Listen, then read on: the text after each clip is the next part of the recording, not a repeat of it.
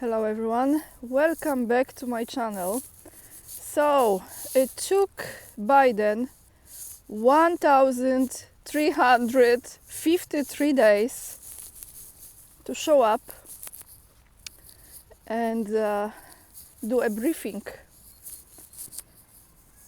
Press conference briefing. Alright, let's start with Biden today, because that is something we have to mention. My first thoughts when I saw the creature that all of a sudden grew in inches after he disappeared for a while was that this is someone who looks like a Biden but is not Biden. And you know, Hollywood is very talented with creating the illusions that seem to be very realistic. So those of you who have not seen the videos circulating around, you remember the movie Face Off with Nicolas Cage? That's what I'm talking about. So, you just pull it. That's how it looked like. But what Biden said, that being, creature said, first and foremost, he went out and he said, "My name is Joe Biden." That's good to know. Welcome to the swimming pool. For real. I'm laughing, but this is the leader. We know he's not the leader, but it's absolutely disgraceful when you think about it, to call something like this, someone like this, whoever it is, president of one of the greatest countries. And I'm saying greatest as far as the idea of the country and greatest as far as the size of the country, the potential of the country in the world. So, my name is Joe Biden. Welcome to the swimming pool. He says, when the middle class grows, the nation grows stronger. So what is he talking about really? If the level of destruction of the middle class in the United States, we all know how it is. And then very hard to say Xi Jinping. Xi Jinping.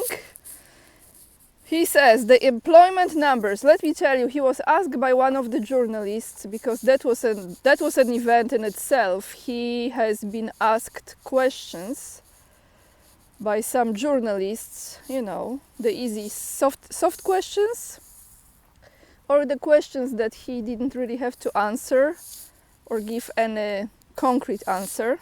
And one of the questions was that the numbers that he's giving about employment, that apparently the employment in the United States is the highest in the history of the United States. And he says that those numbers are real and sincere, that he's not giving the fake numbers. Apparently, some Republicans are accusing him that those are fake numbers. So he says those are real and sincere. And my thought there was, is there an emotion behind any number? So can you even, is this correct in English? I'm learning. Ever a student, do numbers have emotion behind them? Because if they do, maybe Joe Biden is practicing numerology, because there is energy behind the numbers, So he says that those numbers are real and sincere. And he says this: just look how the EU talks about us, about our economy. They want economy just like ours. Just look about how the rest of the world is looking at us, how we are doing. And he was asked about Israel. And he says that no administration has supported Israel more than I have. None. None. None. And I think Bibi should remember that. Here I want to say, yesterday I had a live stream roundtable with Mr. Larry Johnson and Mr. Andrei Martyanov.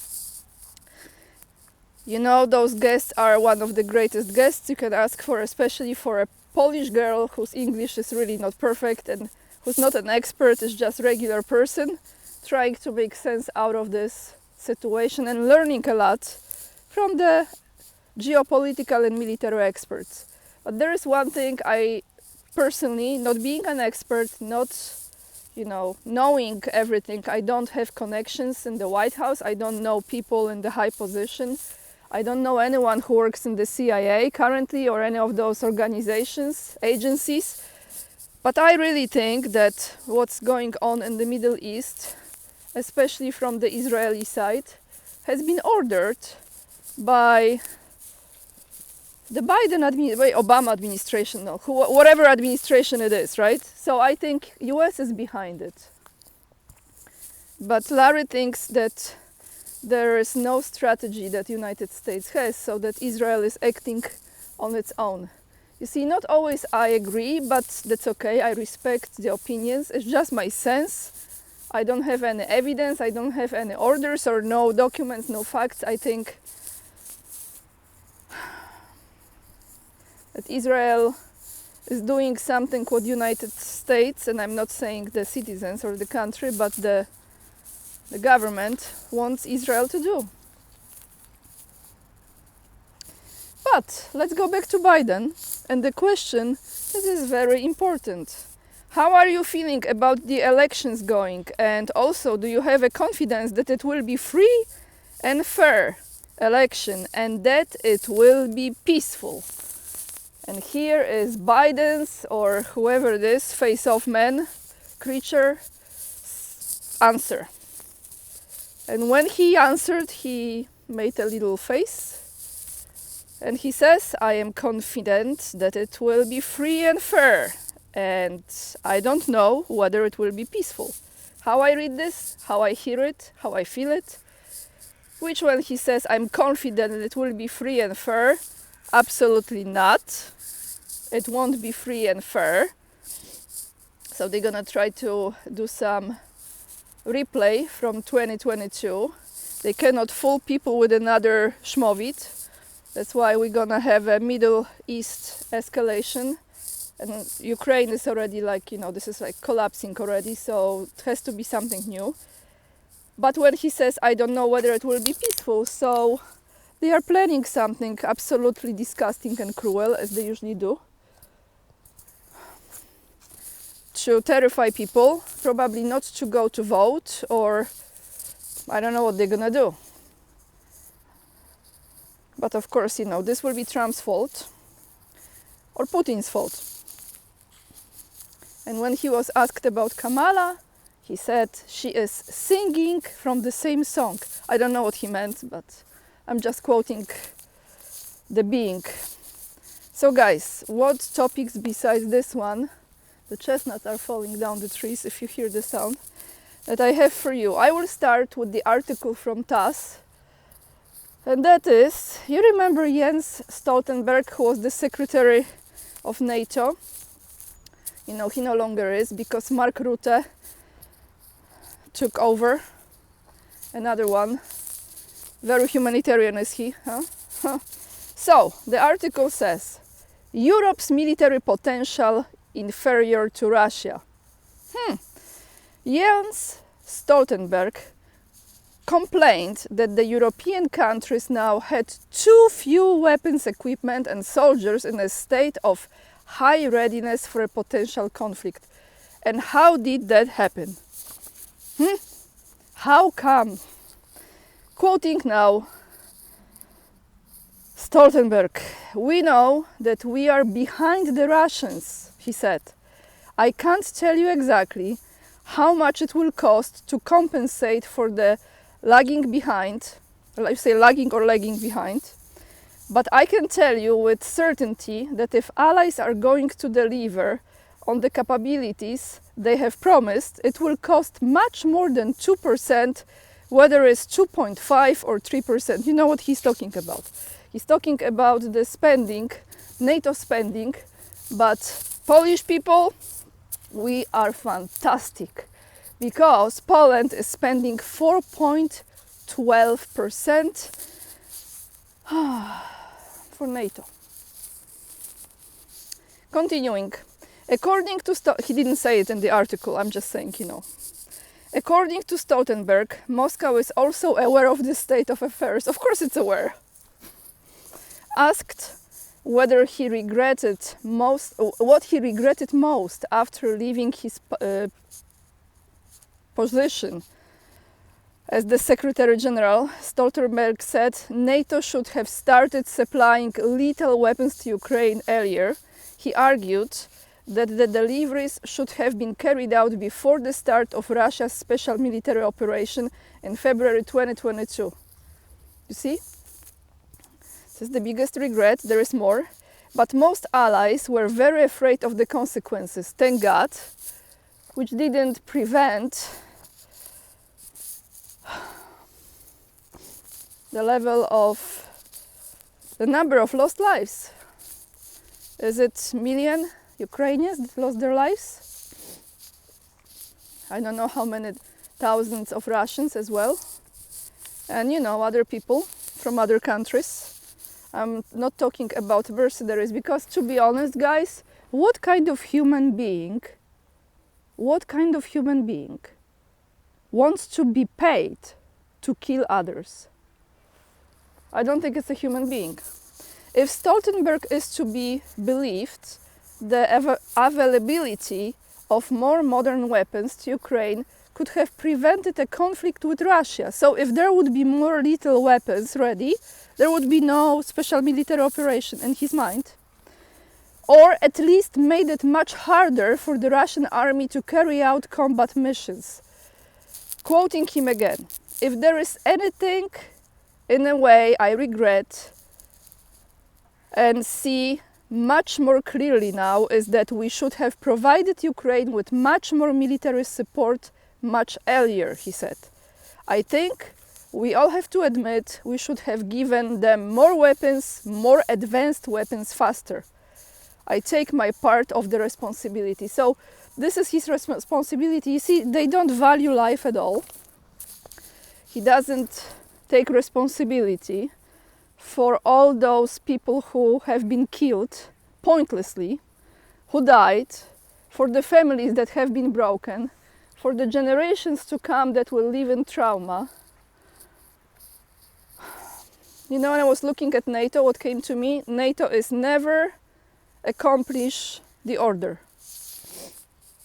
On that note, everyone, I have to bring to you from yesterday's news from Poland, because Poland never disappoints you with bringing the Muppet Show, and we have from Radio Z News, "Will there be a war in Poland?" Quoting now one of the Polish generals, and this is a high-ranking general, chief of the general staff of the Polish armed forces. He says, "We are the generation that will stand with weapons in our hands." This is from yesterday, very fresh. I don't know if okay, let me just tell you what he said. "Everything indicates that we are the generation that will stand up with weapons in our hands to defend our country," said the chief of the general staff of the Polish armed forces, General Wiesław Kukuła, during the inauguration of the new year at the Military University of Land Forces in Wrocław, which, by the way, not long time ago was facing the flood. Okay, people were very afraid that the city will be heavily damaged by that. Somehow they were able to protect and save that city. I don't know how they did it, but the general spoke about the need to implement universal service. Chief of the General Staff of the Polish Armed Forces says, "I do not intend to, nor do I think any of you to lose this war." Yeah, he's talking already like this, to lose this war. During the lecture, he talked about the qualities of a modern commander and in what direction the training system should develop, the access that the transformation of the armed forces must allow to win the future war. "Everything indicates that we are the generation that will stand up with weapons in hand to defend our country. And neither I nor any of you are going to lose this war. We will win it. We will come back and we will continue to build Poland, but something has to happen. I'm gonna use this, I think, in the title of this video. Polish general, something has to happen. We will win this war. This will be the title. We need to build armed forces prepared for this type of action, he said. He pointed to the demographic crisis among the biggest challenges. More from him. The pace of recruitment to take service will not be maintained.